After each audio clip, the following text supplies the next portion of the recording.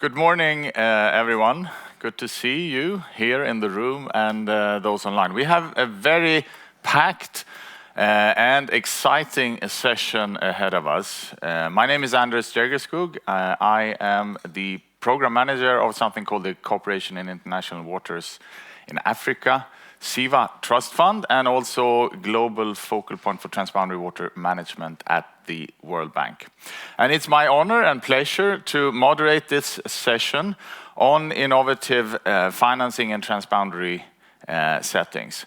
And I think it's extra exciting because we don't have the usual crowd only, those that have been working on transboundary for long that I've been interacting with, but we have a bit more diverse crowd, and this is gonna hopefully, actually not hopefully, I'm sure, it'll bring new perspectives on the financing aspect of transboundary water management. I will not take too much time here in the beginning, but I do wanna start with introducing our first speaker, Janine Kuriger. She's head of water division at the Swiss Agency for Development Cooperation. Janine is the head of the water section, and she has a long-standing experience in development cooperation, previously served as the head of climate disaster risk reduction and environment section at the SDC. And she's had a range of different positions in the headquarters, but also in the field. And it's my pleasure to introduce and welcome Janine to the floor for your introductory remarks. Please, the floor is yours, Janine.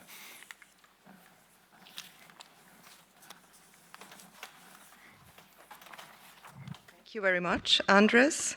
Ladies and gentlemen, esteemed participants here in the room, but also virtually, I'm delighted to open this today's session, which delves into the role that innovative finance can play in promoting transboundary water cooperation, a topic actually that is very close to the heart of Switzerland. This conversation is particularly interesting because it brings, as Anders said, different worlds or different communities together to speak and to find a common language.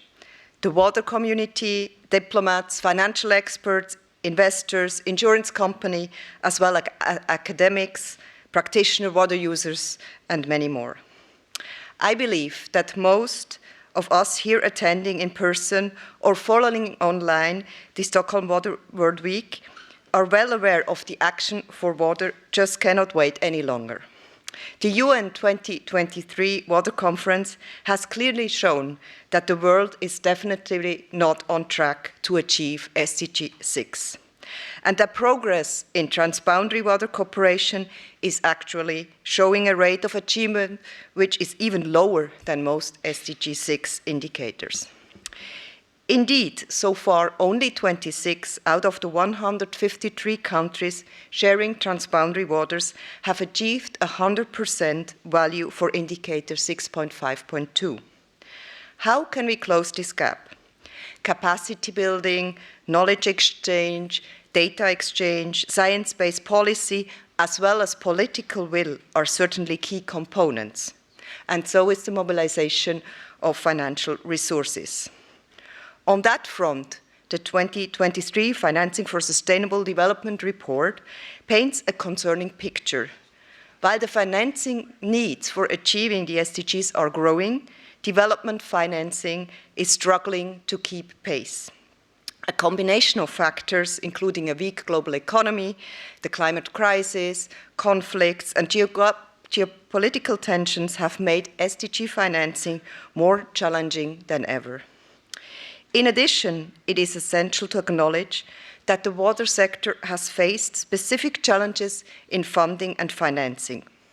Historically, it has grappled with negative reputation, often lacking confidence due to its narrow focus. Unlike other public goods, such as biodiversity, for instance, water investments have not consistently communicated their cross-sectoral benefits and impact convincingly. Furthermore, many of these benefits defy straightforward monetization. Finally, investment in water is often considered a risky business, even more so if it's done in a transboundary context. Yet the benefits of Transboundary Water Cooperation are massive and supported by evidence in terms of stability, peace, prosperity, and sustainable development. Looking forward, amidst many challenges, there are reasons for optimism. Investors are always looking for opportunity, and capital remains available, particularly in the private finance sector. But it requires strategic leveraging, de-risking mechanisms, and incentives to enhance both its volume and impact to safeguard our invaluable freshwater resources. Switzerland has been at the forefront of such efforts through its Blue Peace Financing Initiative, a partnership together with United Nations Capital Development Fund, UNCDF. Through this pioneer initiative, which aims to open up innovative markets with the realm of finance, we strive to demonstrate that investing in water is an investment in prosperity, stability, with long-term peace dividends. You will hear more about this initiative in a few moments. Switzerland is also a strong advocate for and a party to the Convention on the Protection and Use of Transboundary Water Courses and International Lakes, also known as the Water Convention.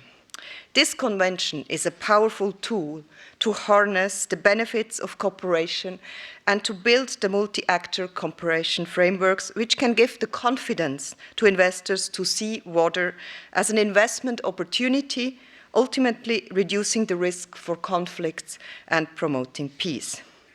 Let me conclude by reaffirming that Switzerland remains committed to build innovative ways to overcome the perceived risk and to make investment in transboundary water cooperation attractive.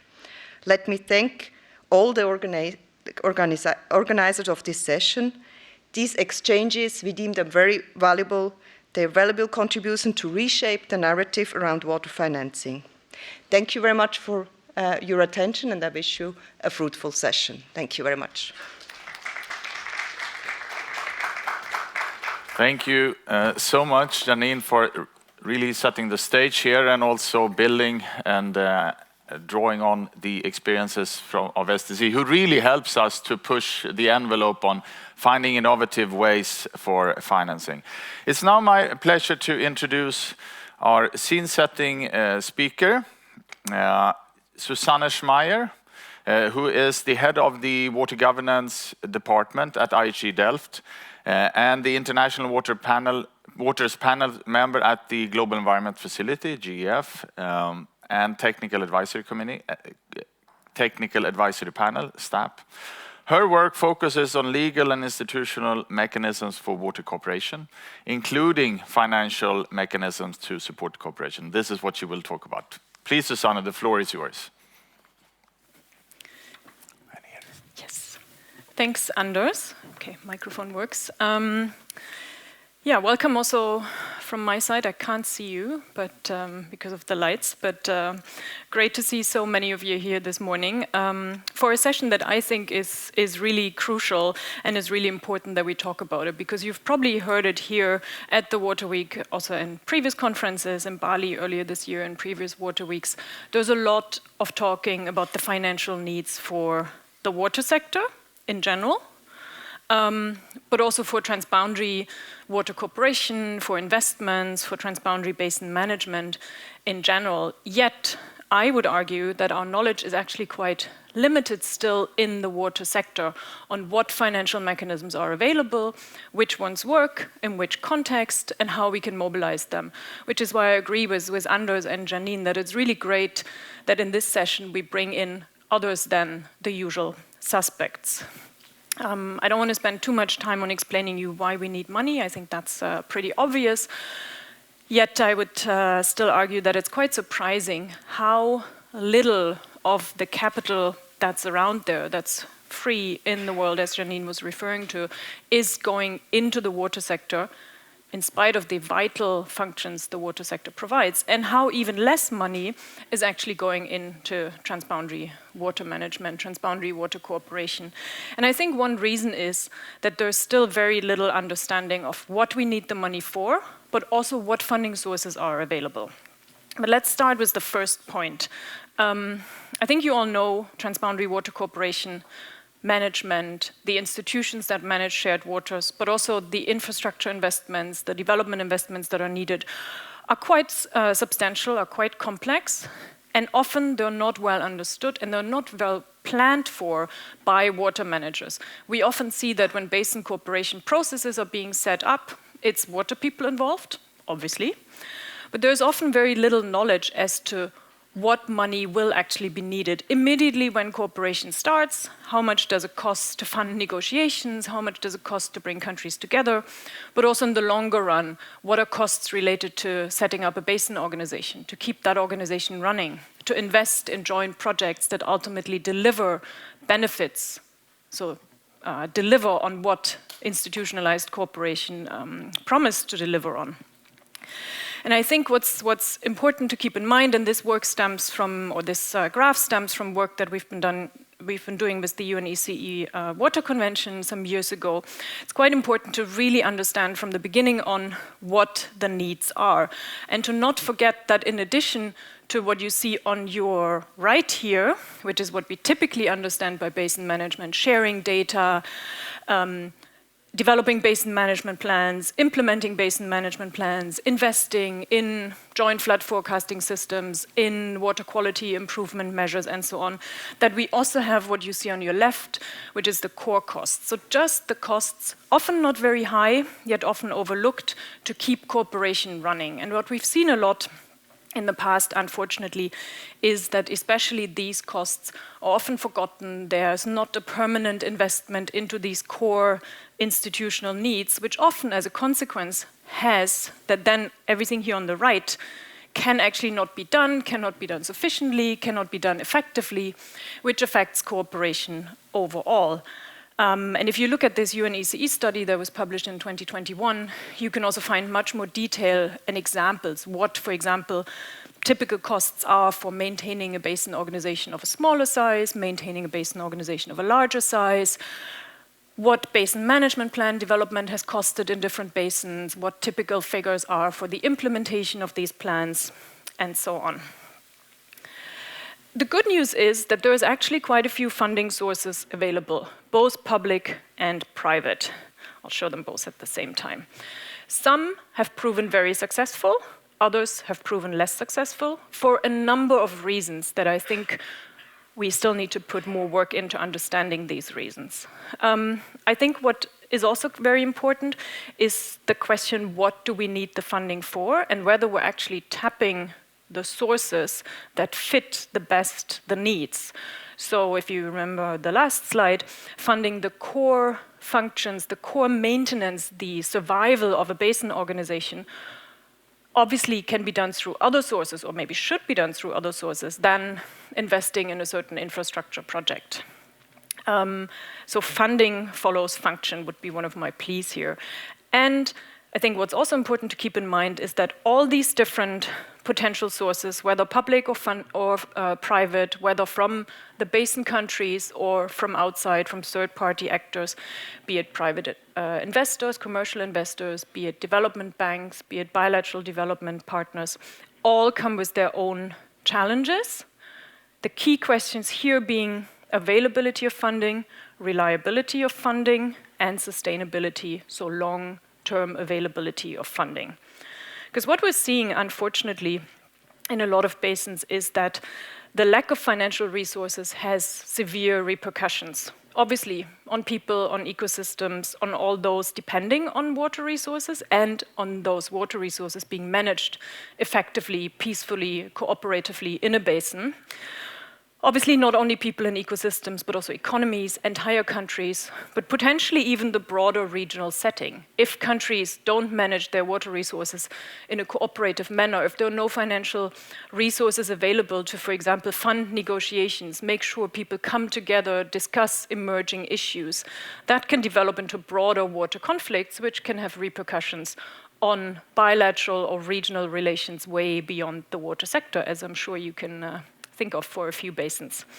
And this can easily lead, and this is why this session is so important, this can easily lead to this vicious cycle or square where you have a situation in which there's no or insufficient funding, insufficient financial resources available, which limits what can be done in terms of cooperative action, which leads to no or very limited outcomes, limited benefits from cooperation, which undermines countries' stakeholders' interest in these cooperation processes, so leads to a decreasing legitimacy, decreasing commitment of states, which ultimately will mean that these member states of a basin organization, but potentially also third-party funders and certainly private investors, have less or no interest in putting financial resources in. So you get into this potentially vicious cycle that threatens transboundary water cooperation, development, and the benefits that come with it.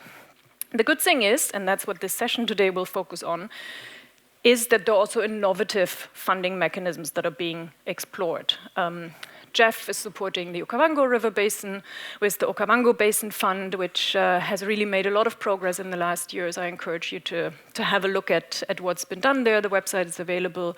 In the Mekong River Basin, the Mekong Fund is currently being set up with a window on wetlands and biodiversity, funded by KfW, the German Development Bank. There are lots of other interesting initiatives that I know we'll hear about in a moment. And I think it's really important for us today, but also when you walk out here in your broader work, to explore what's new, what's promising, and what's really feasible. And this already takes me to my key messages. I don't want to spend any more time because I'm very curious to listen to the specific cases and examples that will be presented. But summarizing my messages, I really want to emphasize that the enabling environment is crucial. It was mentioned earlier already. Without reducing risks, including the political risks that come with tensions, with competition over shared water resources. Without generating cooperation benefits, there won't be any return on investment. In the pure financial sense, which would scare away financial private investors, but also in the political sense, which would scare away governments in their commitment to cooperation. In this sense, domestic resources and member state contributions are really crucial. Without ownership, without commitment of the countries in the basin to their cooperation processes, I don't think anyone else would and should invest in these processes. Why would you, if those who own the cooperation don't commit to it? Private financing can certainly help leverage additional resources, but is often very specifically targeted to large infrastructure developments. So the question being, how do we cover other potentially less financial attractive things that need to be done in terms of basin management, especially when it comes to reaching local populations, ensuring that benefits are being distributed equitably, and so on. I said new financial mechanisms are under development, which is great, but I think we also have to carefully consider the legal, the institutional, the managerial, the administrative requirements that come with those. And we've seen this in the development of both the Okavango and the Mekong Fund, which are really great ideas, I believe, but there's so much work that basin organizations and their member countries struggle to do because these are really very specific legal details, administrative details. Who is liable? Who is accountable? Who is in charge of which funding? Can the basin organization itself be the mechanism that owns the fund? Does it have to be someone else? What's the legal requirements that apply to this? So I think summarizing this, or rather opening many more questions for discussion, I'm really looking forward to this session, and I'm really looking forward to hearing the different examples and then the discussion with all of you. And with that, I will hand over to Anders again. Okay.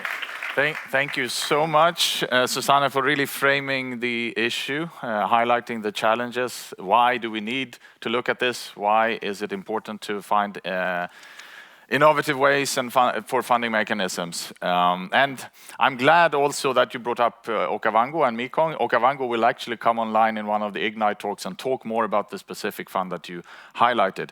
What also struck me was you talked about the potential vicious cycle. You had powerful images there, but I'm wondering, can we perhaps through what we're going to talk about here turn this and see whether that could be virtuous cycle rather than this vicious cycle that we tend to get stuck in.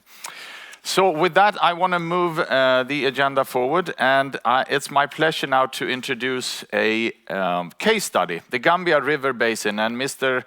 Abdoulaye Kouroudiallo, who's the Director of Studies for Regional Infrastructure Planning at OMVG. And he's been in that position and part of OMVG since 2016. And Mr. Diallo holds a degree in electrical engineering from École Supérieure in Côte d'Ivoire, and a postgraduate MBA diploma from France, supported by AFD. And he has extensive experience in preparing, financing major energy and transport infrastructure projects with public lenders. So Mr. Diallo is online, and okay, I'm checking. Okay, so I'm handing it over now to Mr. Diallo. We are really excited to listen to you and you explaining the Gambia case, and you have 15 minutes, please. Okay.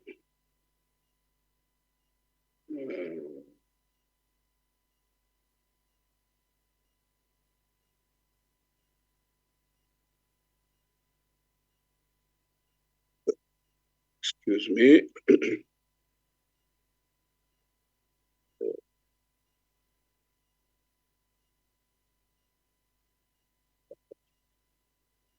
Okay. Good morning to all. Thank you for this invitation. I'm Mr. Ablai Koru Jallo. I'm the technical director of Gambia River Basin Development Organization. Our organization is shared by 4 countries: the Gambia, the Guinea-Bissau, and Senegal. So the 4 countries shared 3 basins: it's Kodiba, Koruba, the Gambia River, Kodiba, Koruba River, and Kayanga-Jeba River. Excuse me, I want to show that it will be working. Excuse me.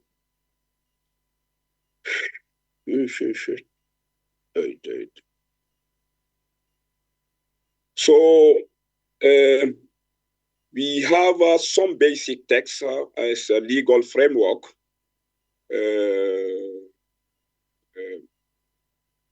Our basic text is the convention establishing the Gambia River Basin Development Organization. That convention defined the missions, powers, and bodies of the OMVG. And we have also a convention relating to the legal status of the River Gambia.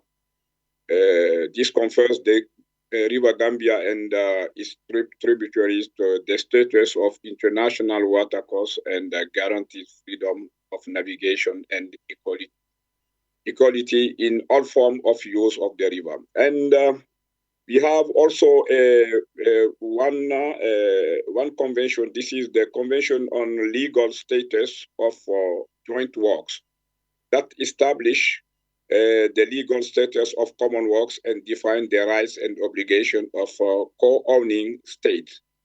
This convention is a very, very important convention for the cooperation because all the joint works are co-owned by the states. So the catchment of the three basins is 116,000 square kilometers, and we have about 20 billion cubic meters, and the population is about 4 million.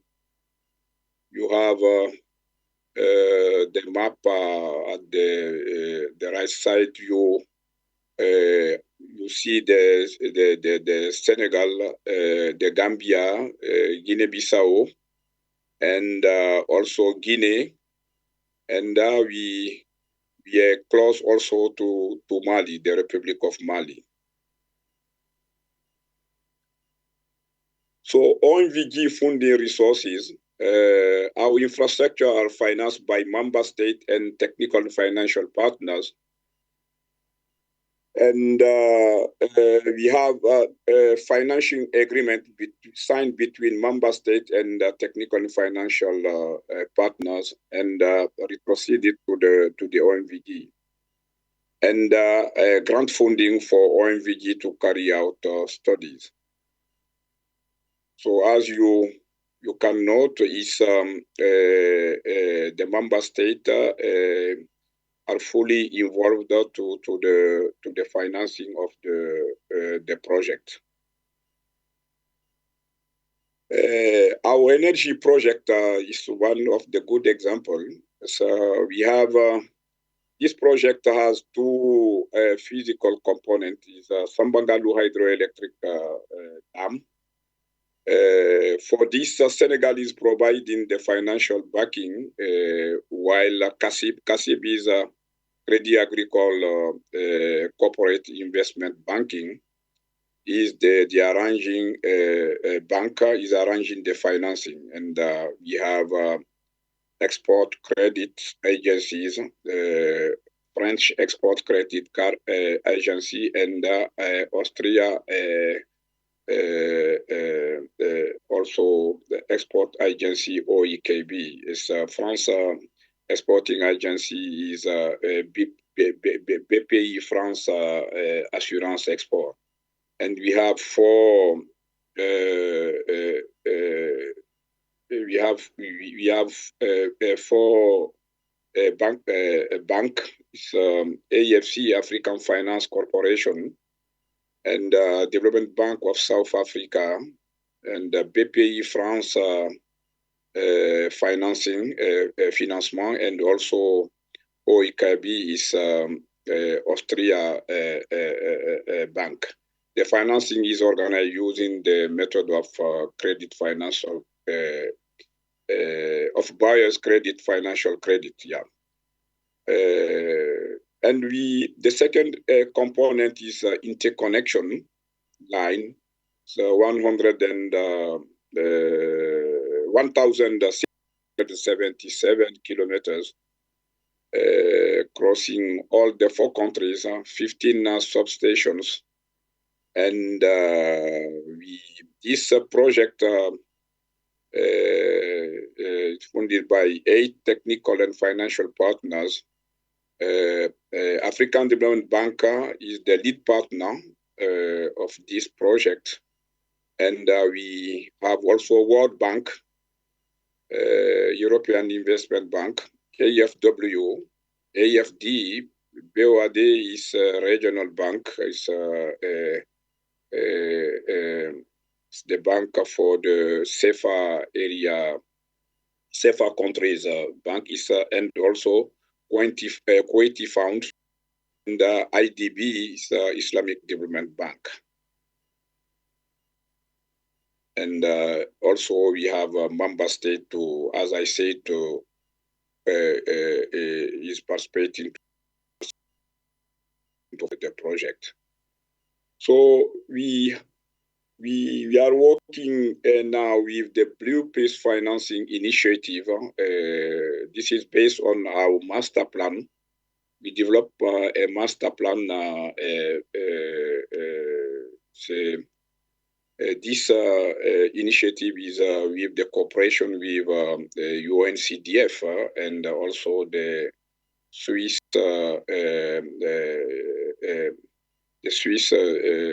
Development Agency. This is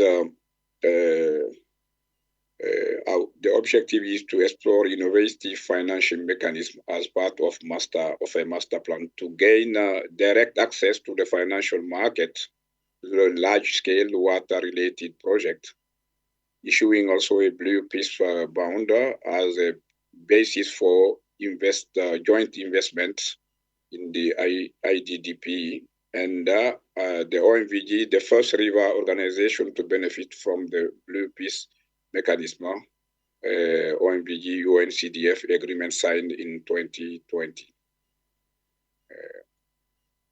So our master plan, also in French, is a PDDI, Plan Directeur Développement Intégré, the turning point in terms of cross-border cooperation. So the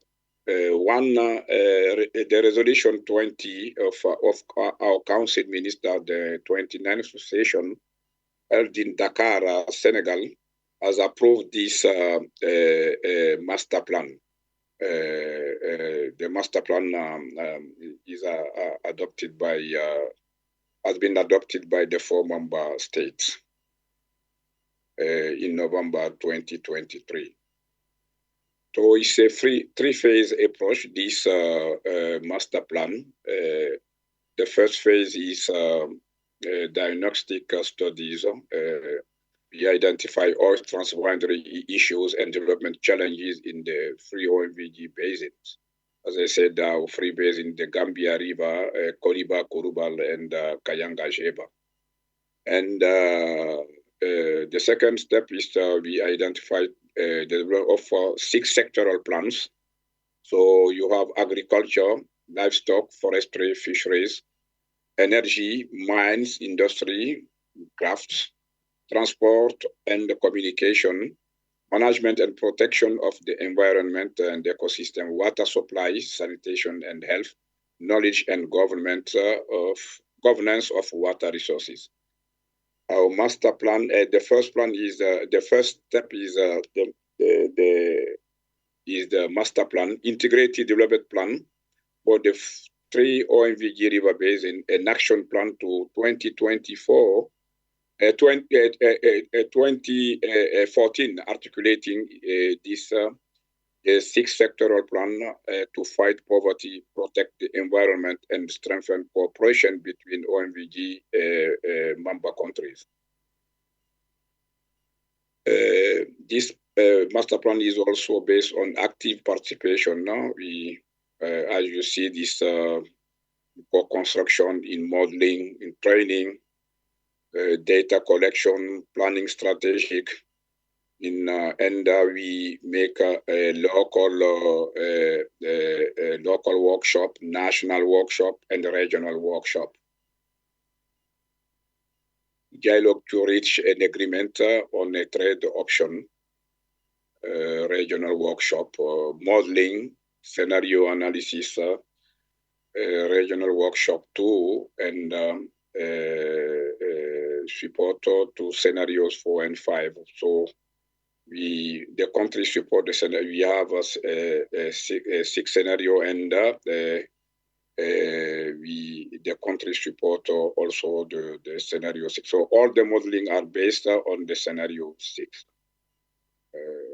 The regional workshop 3 has we make the presentation of the result, and scenario 6 has been adopted by the 4 member states. This is an ambitious and ration plan. We have 179 multi-sectoral identified measures, 1 common strategy, and I said you have food supply about for these 64,000 hectares, securing access to energy, 1.1 terawatt hours, 100% access to water and basic services, opening up communication networks. So it's a very robust plan, and also the protection of all the biodiversity, and the population, the beneficiary population will be at this at the 2014 6.6 million. So the amount of the plan is 7.95 billion US dollars. Thank you for listening to me. Thank you. Thank you. Thank you very much, Mr. Diallo, for showing this both ambitious plan that you highlighted in the end, and also the Blue Peace Bond, and really showing this sort of innovation that's happening in the Gambia River Basin. So thank you very much.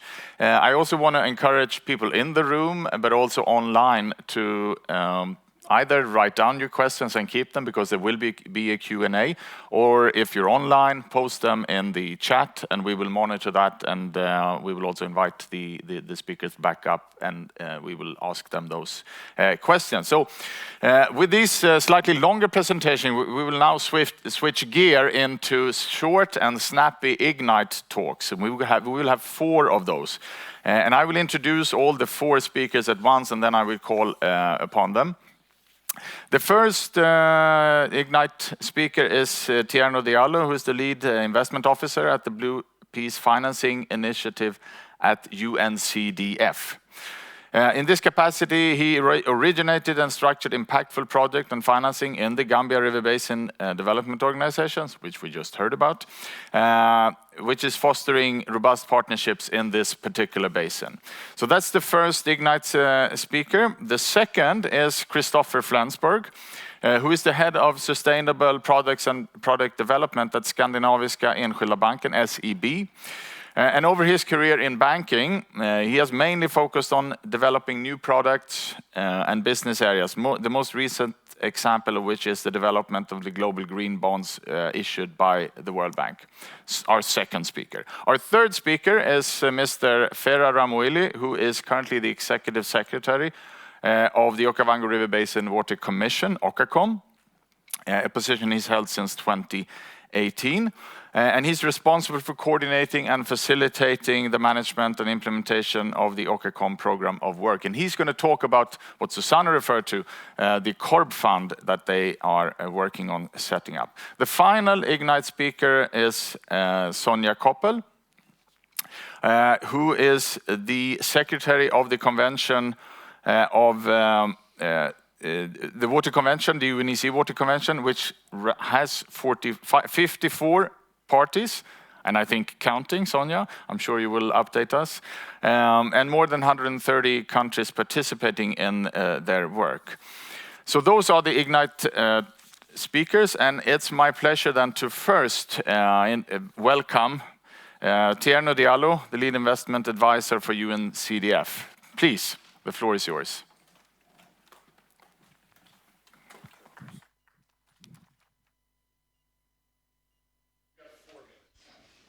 Thank you.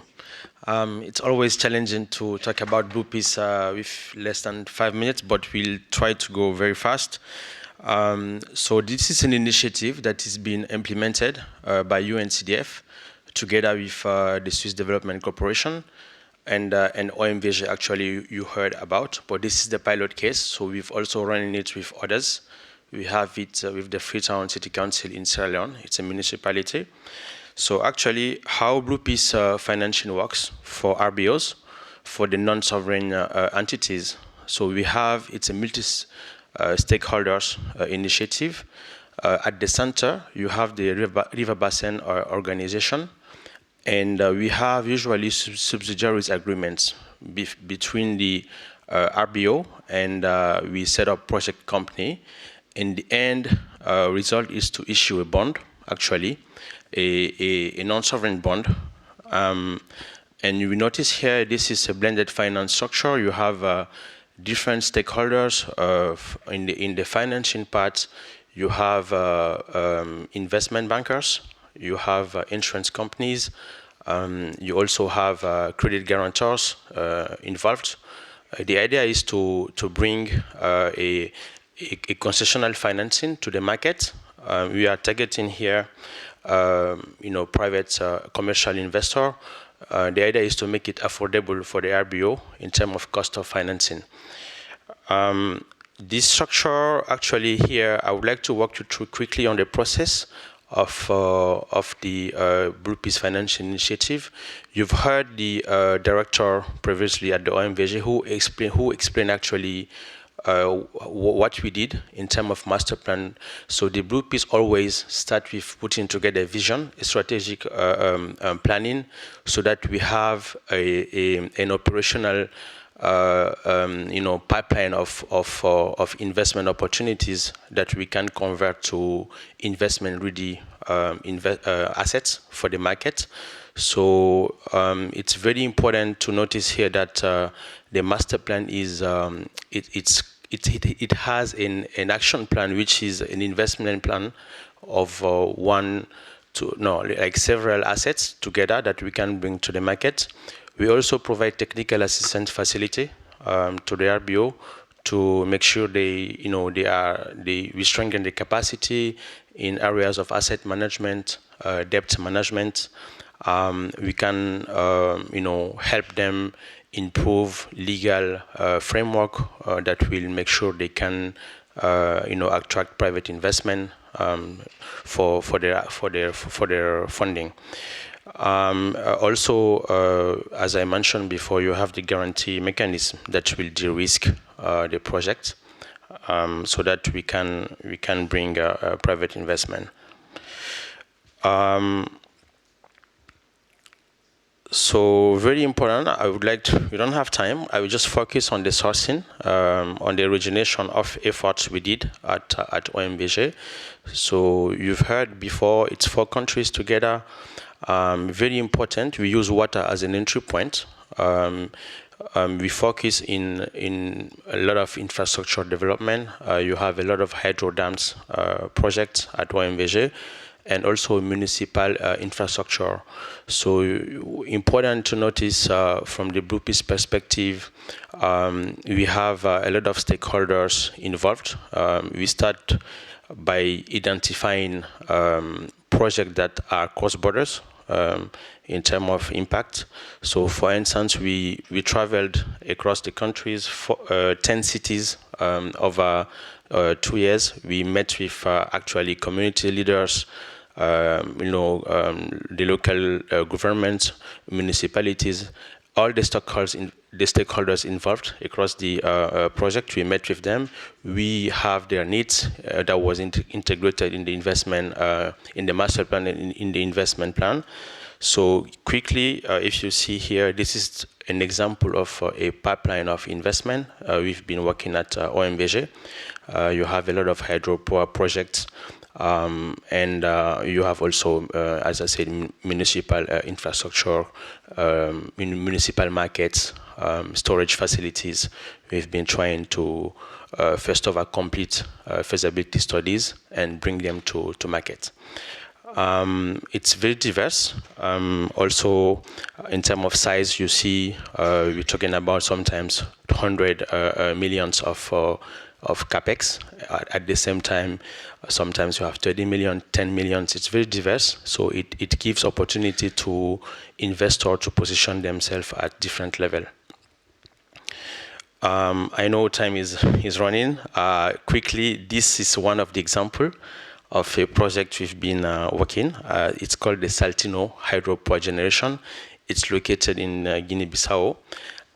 It's a 130 million investment need.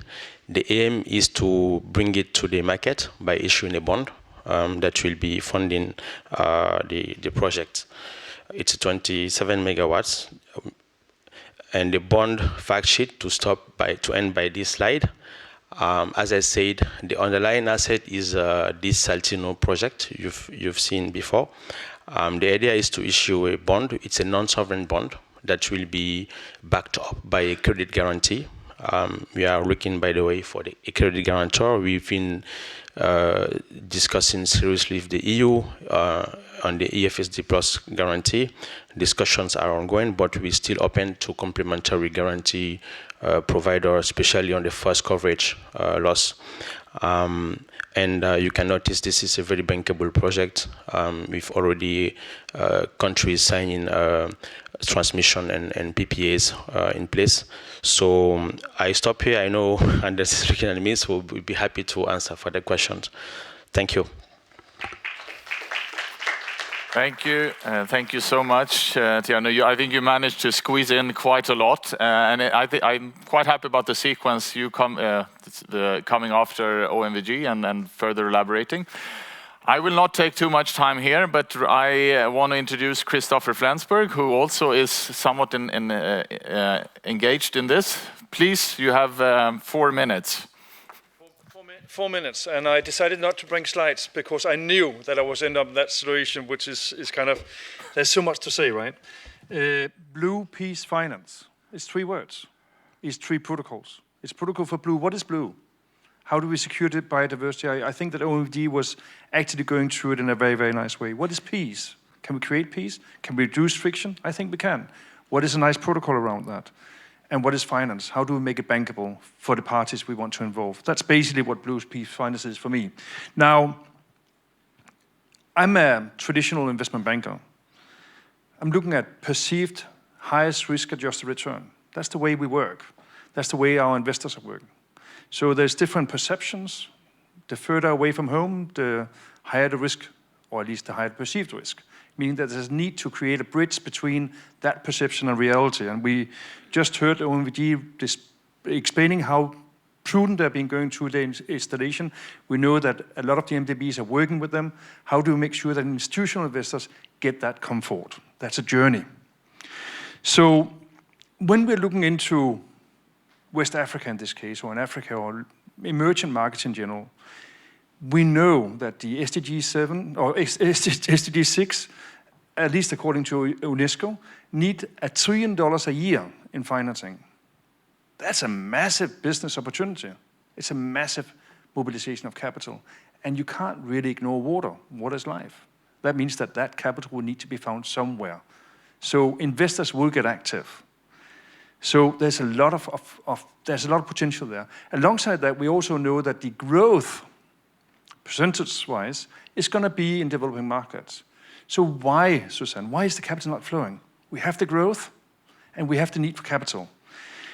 And it's due to the risk. So going back to the perceived highest risk-adjusted return, it's because the perception of the risk is too high. How do we bridge that? How do we reduce that? And that needs to be done in a structured way.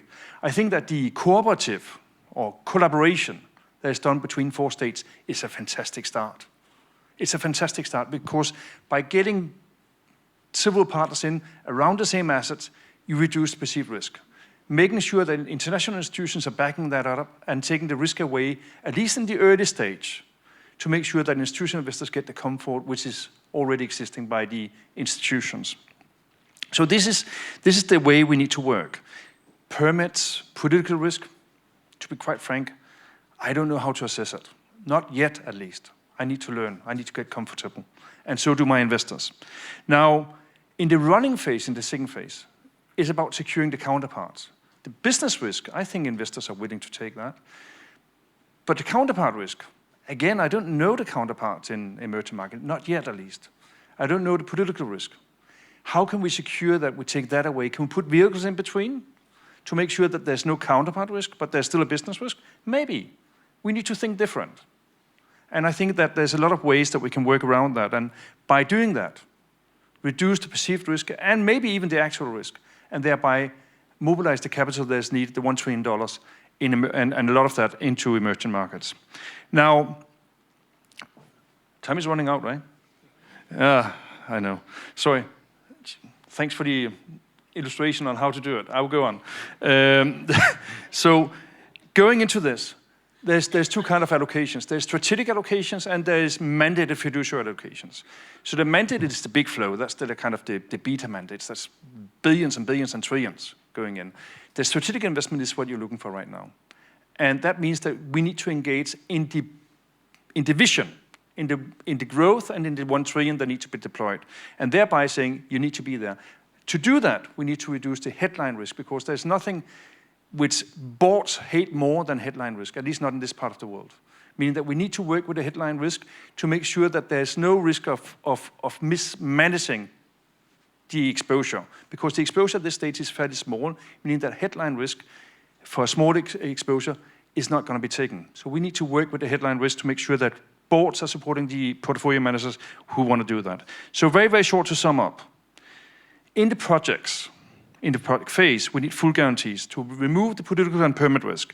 In the operational phase, we create cooperative, I think, and other models like that to reduce the perception risk.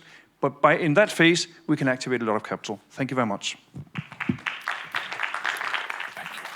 Thank you very much, Christopher, and thanks for your willingness to engage and tell us, what you perceive and see is needed to advance on this.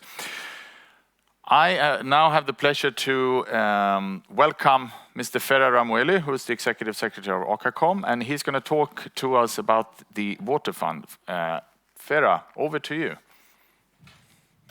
And you have 4 minutes.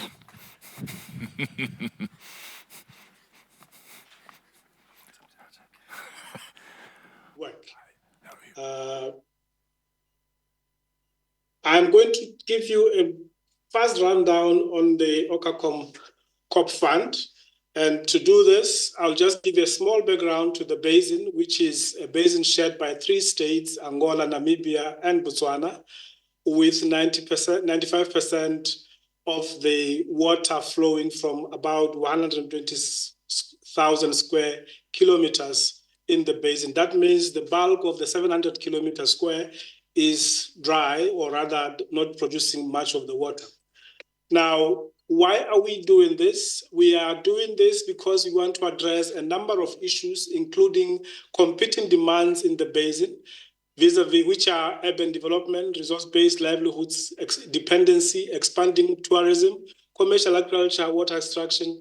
But topped with this is also threats to the water resources, which is mainly related to issues of high levels of poverty in the basin, rapid rural population growth, commercial scale resource harvesting, climate change, and others. Now, why and what is the purpose of this is to, first and foremost, to conserve and restore the biodiversity in the basin, to enhance ecosystem functions, to enhance livelihoods of the population, and to ensure the environmentally sound and socially responsible management of infrastructure. A fully independent hybrid fund is what we vision to have, which will aim to enhance livelihoods, improve ecosystem resilience, and of course, to share the benefits that accrue from this equitably between the 3 states. And the mission will be to respond to the risks and the threats through investment in financing interventions that create ownership, enhance livelihoods, and protect nature. Now, this is what the fund looks like. It has a structure where there are 5 members, 3 member states and 2 independent. Firstly, looking at a livelihood anchor and a conservation anchor. We have 7 board of directors. All these are now in place except one for the livelihood anchor, which is still being procured. And this looks at, this is a governance structure which we felt will make a lot of sense and fit for purpose.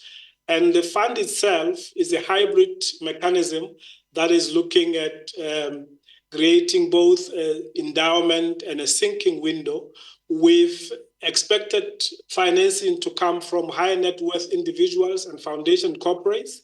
Member states themselves should put in their resources to support this fund. Bilateral and multilateral partners are also looked into to support both windows. And it is going to have an onshore and offshore account that makes sure that it's an independent arrangement to finance the various activities that are envisaged. Now, what we have done in terms of assessing as a value proposition, the impact and benefits that may accrue, just in a short summary, we have found out that to address a number of issues in the livelihoods and other, from basic to intermediate and advanced, there's quite a lot of benefits that can accrue to the communities and the beneficiaries to this, such that we have identified that for every dollar invested, we are going to get a rate of return of 7.6 for that. And we are envisaging almost 1.2 million people benefiting from this, with a number of with a lot of resources being realized. Now, what does this fund try to do? It's trying to support activities that will reduce emissions in the basin, improve management of forests, which are very critical for sustenance of the continued flow in the basin and the continued realization of the economic benefits and social benefits that are required from the ecosystem services that the river provides. We'll be looking at increasing protected areas. We'll be looking at increasing and reducing reforestation and reducing sediment yield, which affects the output and the flow of the water resources. And there's going to be support to smallholder farmers, sustainable wash processes, and of course, clean energy, which is looking mainly at photovoltaic systems of renewable energy. So this fund will be funding this kind of initiatives to ensure that there's enhanced and livelihoods and greater ownership and protected nature. Now, where are we? We have already established this in terms of formal registration as a company limited by guarantee in Botswana. And we are at the point where we are looking at fundraising and demonstration phase. We are looking at establishing the finance management unit. We have now in the process of actually procuring the finance or director, finance manager. And this is the start of the unit, which will then be supporting this process.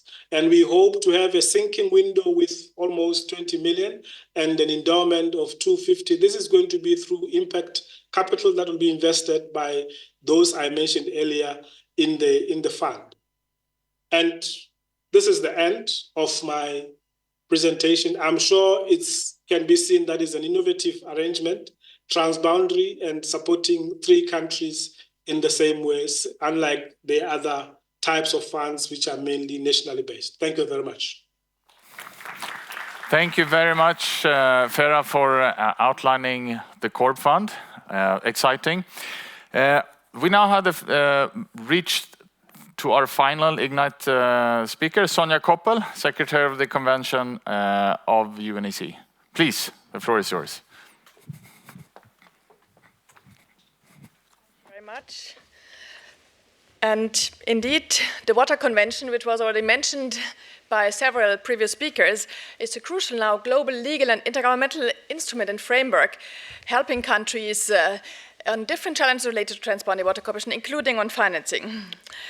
And as also mentioned already, over the last years, we have seen a huge momentum with new countries joining, 5 countries only last year, 2 countries so far this year, but many others in the process, more than 20 other countries in the process of joining.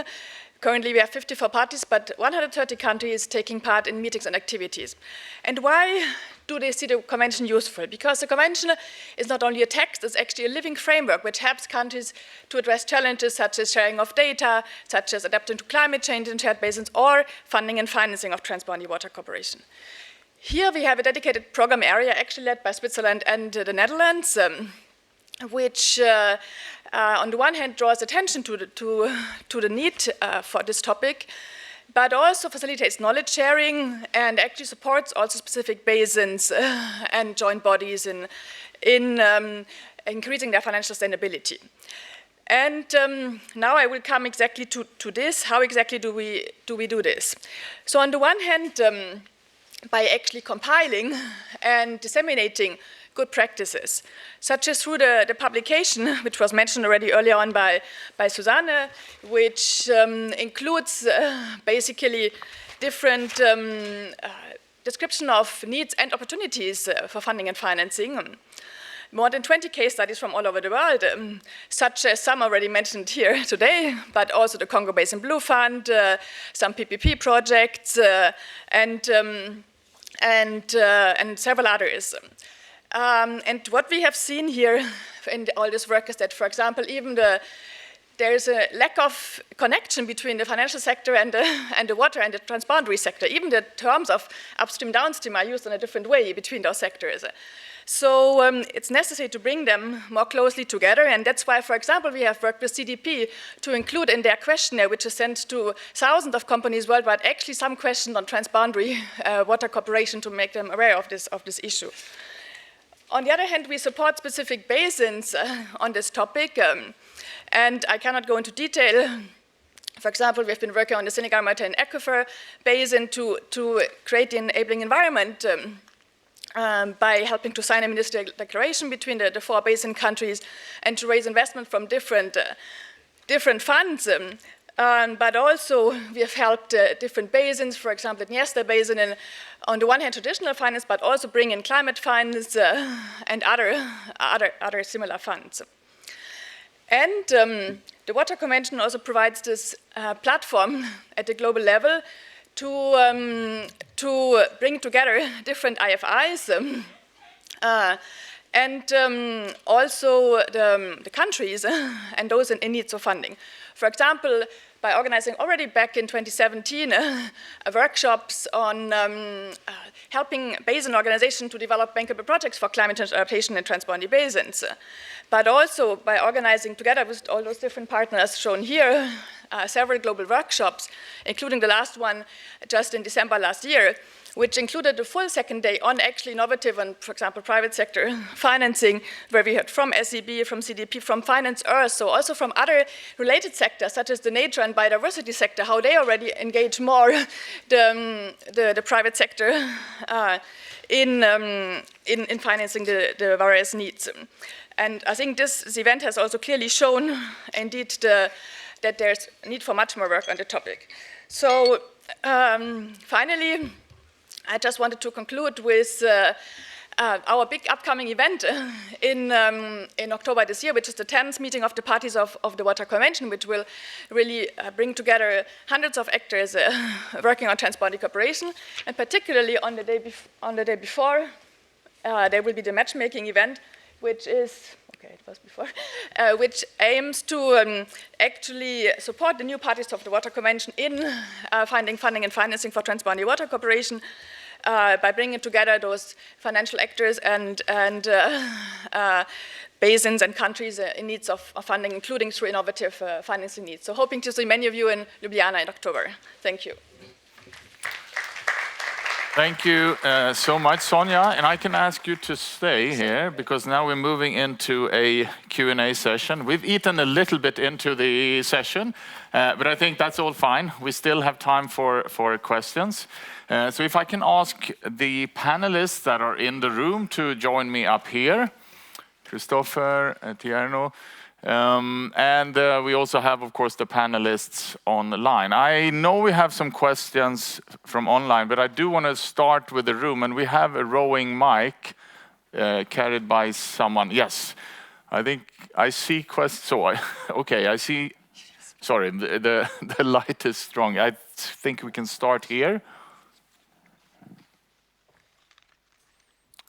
And we work our way over the room. And please state your name and also try to be concise. And if possible, direct, excuse me, sir, can you raise your hand there? I think, yes, so the mic can find you.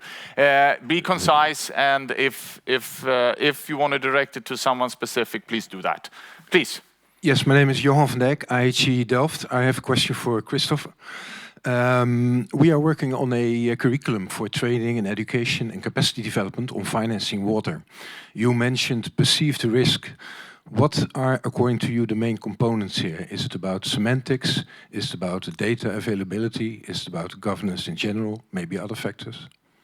Excellent, thank you. And we're gonna take a few, and then we'll hand to the panelists. So if you can keep the questions, also the panelists, please.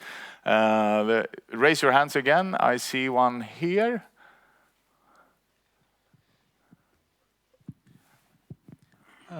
Thank you for very interesting presentations. I'm Mot Faizi. I'm a lecturer at the IHE Delft.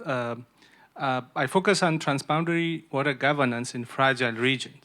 The speakers, and my question is to all the speakers. You have highlighted that the investment in transboundary basins are already low. But if we look at the fragile regions, their investment is even lower. But the risk of tensions, both interstates and intrastates, are high. But also the risk of human security is high. The cost of inactions is high. How do we ensure that we take a more proactive approach in providing some financial investment or incentives for fragile regions to promote transboundary cooperation? Thank you. Thank you very much. That's a tricky question, I'd say. We have a lady over here in the middle. If you can pass the mic.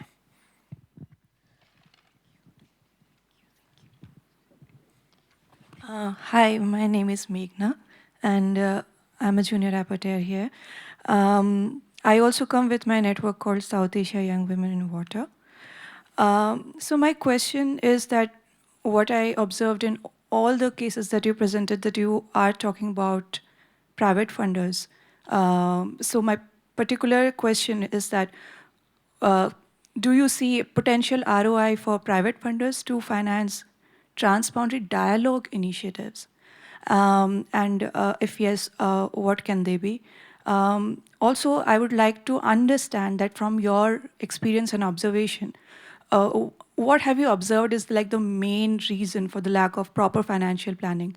Does it arise from lack of awareness or information or lack of political will? I'm sure it must be a combination of both, but what exactly drives the lack? That's two questions from me. Thank you. Thank you very much. And if you wouldn't mind passing it up the hill, so to speak. Thank you very much. My name is David Smith. I'm the director of WMB, a non-profit consulting company.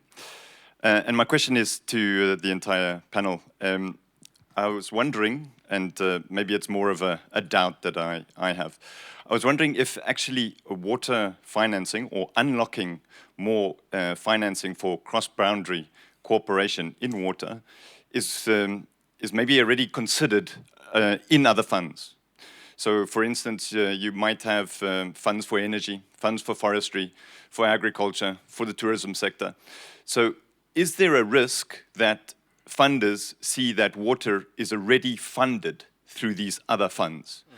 And for that reason, there's no more unlocking of finance for the water sector? Thank you. Great question. All right, okay. I take your point. So let's cut it there for now, and hopefully we'll get to more questions. We have questions for everyone in the panel, but I want to, those particular ones relating to you, I think, Christopher. I don't need to repeat them, perhaps, if you have them. So if you start, and then we'll work our way through the panel.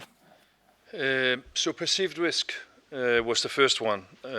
Actually, I will take this one. Perceived risk was the first one, and it's very much about governance. It's about transparency, and it's also about language. For regions and for sectors, we have different languages, and that means there needs to be a translation between water people and finance people, between Africa and West Africa and Europe. So what is the governance model used? And how does that translate into something that's recognized by your counterparts? So I think that for a large extent, the risk in West Africa might be perceived very low for OMVG, and even for the World Bank in engaging with OMVG, and UNCDF engaging with OMVG. But for a Northern European investor, it would be an unknown. So there's a need to basically smooth that out. It's about people. So what do you need for people? Is there new needs because it's a new region? And how do you meet the perception of what is needed and argue around that? So it's very much about education on presentation and securing that you understand the gaps, coming back to the gaps. There's gaps, and there's a lot of need for meeting those gaps. So that's the first. I hope that gives some. I'm happy to engage in a further discussion, but that's some inputs on that. Then there was another one in respect to local. There was the transboundary dialogue and mobilizing different things. I think there's one thing which we are not talking about. That is the development of local capital. So pension funds, sovereign wealth funds, private capital. So often when we have stress in financial markets, the last resort is the local savings. And when you look at your private economy, even at a country economy, it's easier to put a little bit aside and a pension. You don't see it. It's a small part, but suddenly it's there. It's easier to pay back your mortgage than it is to actually create savings. That's how fortunes are being created, and establish systems which are actually creating local wealth. I think it's extremely important in securing this, and then in collaboration with that, I think international pension funds and others would actually love to join up with local pension funds to drive local development and get comfort in such a collaboration. So I think that's another thing which we've been missing a little bit in building this. Transboundary is complex, but it's also beautiful. It's a joint resource, right? So we have rivers all over the world, coming from the Alps in Europe and coming from other mountains in other parts of the world.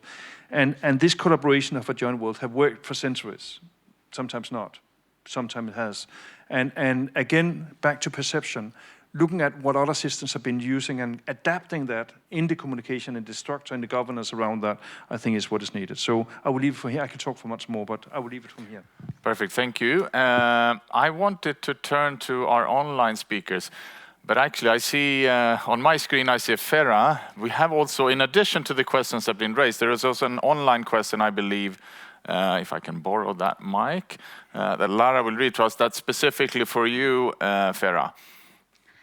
There is a question from the online audience asking what the role will be of investors of the Okavango Basin project.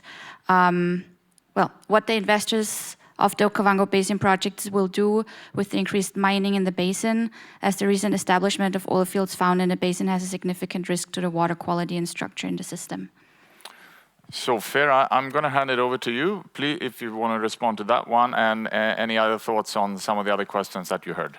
Farah, over to you. Well, thank you, Anders, and thank you for the question.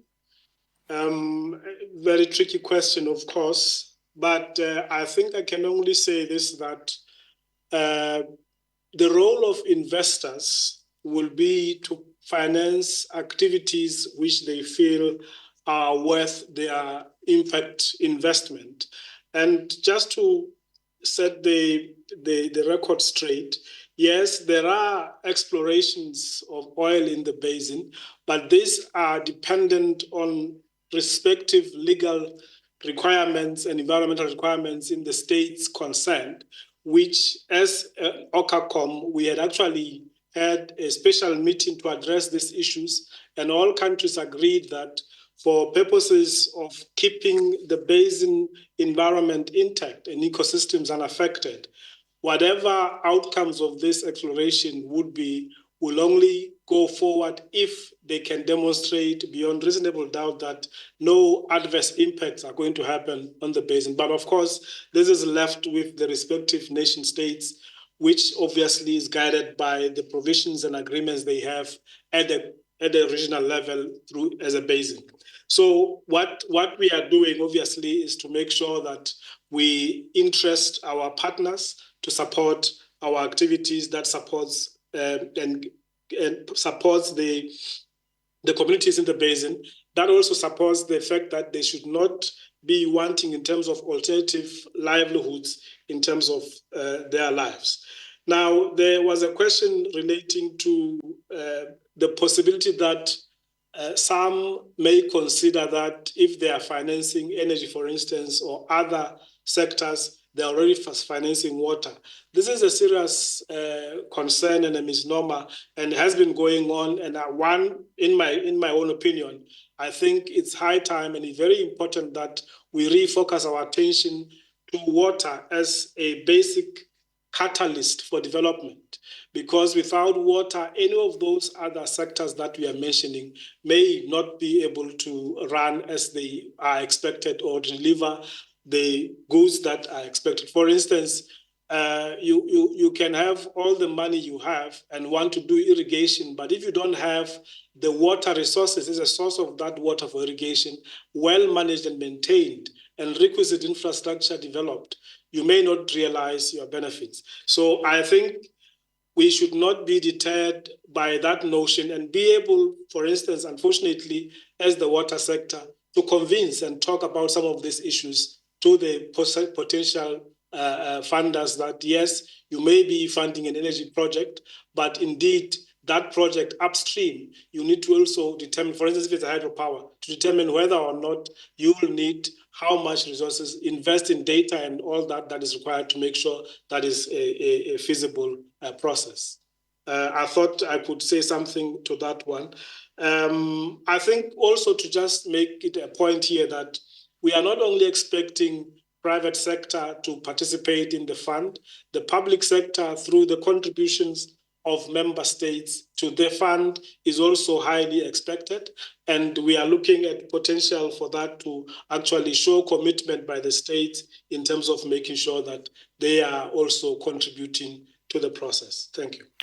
Thank you very much, Farah. We also have a question, the mic is here, for Mr. Abdoulaye Diallo online, and I will invite Lara to give that question, and then Mr. Diallo, you can also comment on anything else that you heard in terms of questions. So over to you, Lara. So the question is that the Blue Peace Initiative was mentioned and whether it can be elaborated more on which countries are covered and included in that. Fantastic, thank you. So over to you, Mr. Diallo. If you're still online. Can we see if he's online? Yeah, I'm online. Yeah. Oh, okay, great. Perfect. So over to you to respond to that question and comment on any other question that you may want to comment on that you heard. Thank you. Okay. Thank you. Thank you for this question. I want only to say is our cooperation with UNCDF and the Swiss Development Agency help us to prepare this vision, this master plan. So the master plan is the basic document to prepare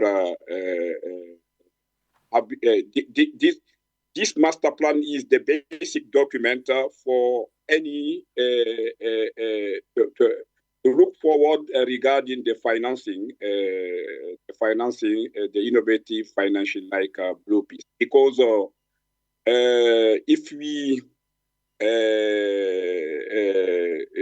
it's important for our countries to develop this vision and to be able to prepare all the bankable program, and also to look forward regarding the mobilization of the innovative financing because we have various programs, not only in energy sector. You have also program in agriculture sector, and also in other infrastructure sector. So it's important to develop this institutional, a good institutional framework in order to mobilize funding. I want to take only one example regarding the energy sector. We have created an asset management company. This is Sogesart. This company is like it will help to build the vehicle for mobilization of fund. This Sogesart is the interstate asset management company. That company is will help to create any vehicle for mobilization of funding for both public or private funding. Okay. So Mr. Cherno can also complete me. Thank you. Just hold that thought. I just wanted to make sure that our colleagues here also get the chance to speak. Okay, very short. Very short comment. So we have been having the privilege of looking into the feasibility study for what is being done with OMVG and also the master plan. And after being looking into that, we are actually really amazed. It's fantastic work you have been doing down there. So I just wanted to add that on to the presentation. Okay, thank you. So, Tierno, and then to Sonja. And pick up preferably also on the questions on these risks that other funds are sort of felt that water is already covered. Also the question about fragility. I think if any one of you want to address that one. Yeah, so maybe I will add up on the fragility. So from the perspective of the Blue Peace financing initiative, I think it's important to mention the fact that when you structure projects or initiatives like this at the sovereign level, like an RBO, which is a non-sovereign entity, you actually help reduce tensions because you may have sort of troubles or tensions between states, right, at the government level. But usually when you look at these RBOs, they are transboundary institutions. At the local level, you have local governments, communities that they know each other, they work together for centuries, like a cross-border market. You may have a tension at the national level, but usually people don't block trades at the local level. So this is something we've seen at the OMVG. You may have a tension at the state, but usually business is as usual at the sub-region level. So this is one aspect of the tension for the fragility. Another level of answer, it's the context, understanding the context. As Christopher mentioned before, it's really important to educate the investment community. When you've been operating, you've been engaging at the local level for decades, your level of understanding, because risk is about perception, it's very positive. You are able to know what is the pros and cons. So maybe, this is also an opportunity here. By organizing these international events, we can share and make sure people understand the risk at the local level so that they can price it more fairly. I stop here, maybe. So, one last comment on the water. The fact that funding infrastructure somehow is kind of funding water. From my opinion perspective,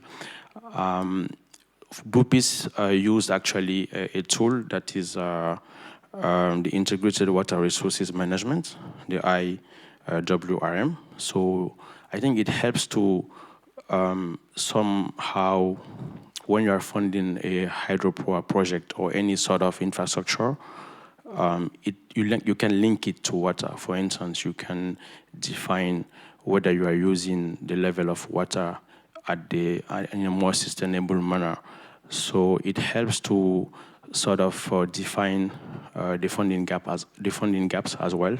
On if you are funding an infrastructure, how much water you're using, is it worth it to balance? So I think an initiative like Blue Peace, it's really important because it helps you to not, I will not say overfund because we are not at the level of funding water, but at least to manage the funding you are bringing to infrastructure so that you don't hurt negatively the water resources. So, but there's a lot of to do. We talk about billions we have 8 billions of funding needs for CapEx for the OMVG, and I can tell you we are not even 5% of that covering of that funding. So it's a lot of we have a lot of things to do on what funding water infrastructure. I stop here. Thank you very much. Sonja, over to you. Thank you. So regarding the question on fragile regions, indeed, that's not easy, but I think here that's where also the importance of combining funding from different sources comes in, and where, for example, the IFI is also playing a crucial role for providing guarantees. And I know that, for example, the World Bank has in place and has actually a new focus on this and trying to provide guarantees from the public sector to enable the private sector also to come in.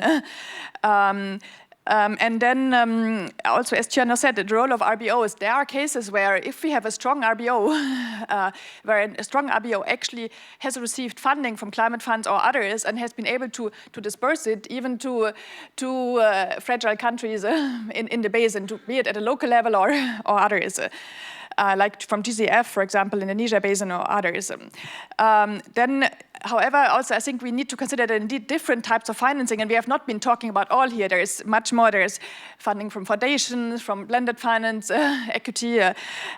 Some of them can be more suited for different types of transboundary needs. And some of this is exactly explained in a table here in this publication. Then also finally, regarding the question on unlocking finance, well, the relation to other sectors, to me this is both a risk and opportunity, because I think on the one hand, yes, we should get more finance directly for water, and we need to highlight this at a global level, including to the highest level, but also towards the private sector. But then also need to make sure that we tap into those existing funds. But the need is really to have for the water people, water fields, to actually bring on board their needs and also speak the language of those other sectors. Like on climate, one of the huge challenges that often projects are rejected because water projects are not enough phrased in climate rational. So yeah, I think there's a risk, but also an opportunity here in looking at those other related sectors which are closely related to water. Thank you very much, Sonja. I'm looking at the room and I know there were more questions. I'm also looking at my watch or my phone, seeing that we are moving towards the end of this session. I think it's been an incredibly rich session, and I want to thank all participants. But I don't want to close it because that's going to be done by my colleagues who will also summarize the event.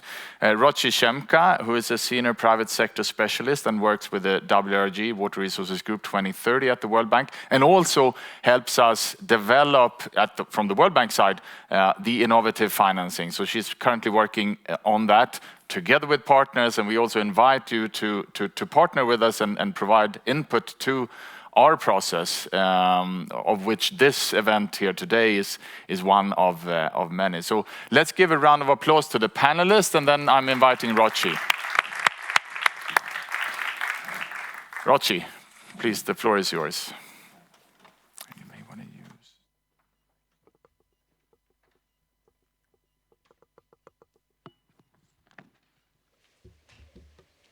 Thanks, Anders, and thanks everyone for a fascinating session. It's a little bit challenging to summarize the whole session, but I'm going to try and do this in 6 points. So as Anders mentioned, we are looking at developing a global knowledge product on innovative financing for transboundary water investments, and all of this is feed into that. So what is it going to take? And this builds on the presentations and the interventions that I heard from all the panelists. I think first, data is going to be key. You need an understanding of the water resources challenge and also of the financing gap. So what's the water gap and what's the financing gap that we're trying to solve? Getting a very clear understanding of that. So that's one, data. Second, for me, is governance. Finance can only be unlocked if you have very strong governance at the basin scale. We heard this through all the presentations. You need the member states to come together and form the necessary governance structures to be able to unlock financing. The third, I think, is that the financing is going to be segmented based on the risks. So from our understanding and the cases that we're looking at, public and concessional resources are still the mainstay of transboundary water investments. It's not a substitute for private capital to flow. But if you look at segmentation of the investments appropriately, you can get private sector participation and capital to come in through various revenue-generating activities and monetizable assets. I saw a lot of mention of also hydropower. I think there are investments beyond hydropower where this could be looked at. The fourth is that the business case for transboundary water investments can potentially be enhanced if we look at this in conjunction with other sectors. So if we think about energy efficiency, generation, recovery, if we look at biodiversity benefits, payment for ecosystem services, landscape management, then there is much more of the possibility of new sources of financing flowing. And these sources of financing can take different shapes and forms. So we heard about blue and green bonds. Participants spoke about results-based financing, impact investment, climate finance. You could also think about pooled risk facilities that could be established, again, based on the underlying fundamentals of the investments themselves. Then the fifth point is that you still need funding to come before you get financing to flow. So there is a very large component of this that is not necessarily only going to be regional. It's not about getting regional financial structuring going. It's also about getting domestic resources mobilized to cover a lot of the investments. And then my last point, which is that given the high risks involved in transboundary water investments, you need good preparation. You need upfront studies, and you need facilities to be established to fund these studies. So the preparation of it is going to determine the financing flows down the road. So let me stop here. Fascinating session. Thanks everyone for your active participation, and look forward to seeing how we can work more on this sector to unlock financing. Thanks.